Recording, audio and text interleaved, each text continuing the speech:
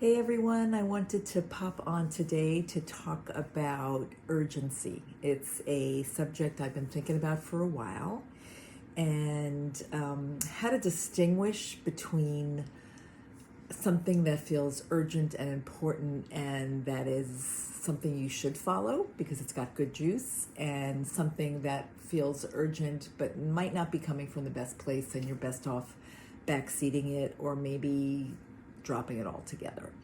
My name is Rachel Davis, and I am a mixed media artist in the San Francisco Bay Area, also a psychologist and creativity coach. And let's get to it.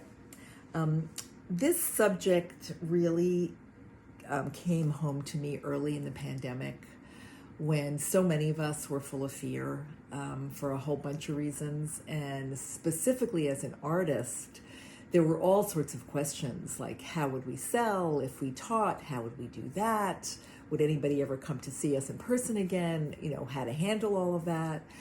And all sorts of information was popping up. People were putting out programs and free workshops about how to use video equipment, or they were urging you to join their online selling platforms. And I felt this need to explore all of it. And some of it was clearly helpful.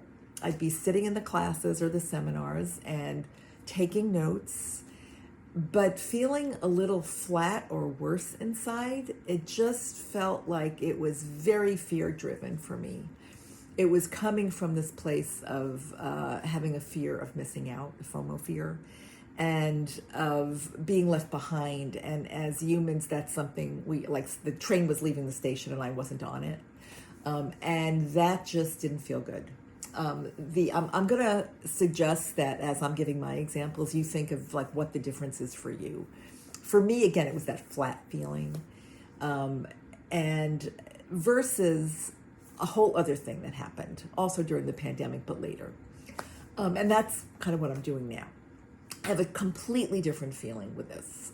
Just before the 100-Day Project, some of you have been following along with me since then, months ago, I had this idea that I wanted to help use what I've learned from 3 decades of helping creatives and use it to help people, fellow artists, creatives of any kind, get over their fears. Well, actually, that's not the right word. It's not get over their fears. It's really develop a different relationship to their fears so that they can move forward anyway. And this idea would not die. I had a lot of urgency, but it felt very, very different. Instead of gyrating from here to there frantically, it felt grounded. I started a note on my iPad, and it kept on getting longer and longer, and it would go deeper, and there would be tendrils off of the main idea. I'd have ideas in the shower. To me, that's a tell. An idea in the shower is usually one worth pursuing. I don't know where they come from for you to know that they're worth pursuing. But anyway, that's part of what I see as important in making the distinction. The other thing, and I'm going to come back to this point again and again, I don't think it's always so clear, exactly clear cut. I think sometimes the ideas can, you can have fear energy along with creativity energy. Again, as myself, I'm going to be pursuing this idea and doing some kind of program. I'm terrified. What if I put it out there and absolutely nobody comes? What if I'm actually not going to run out of things to say. I've got a ton of content, but I have all sorts of terrors about this. What if the technology that I'm using, if I'm incompetent at that, that's definitely a fear. So nothing's clear. It's not like one versus the other, but it's predominantly one compared to the other. So I have a question about the title I'd love your input on.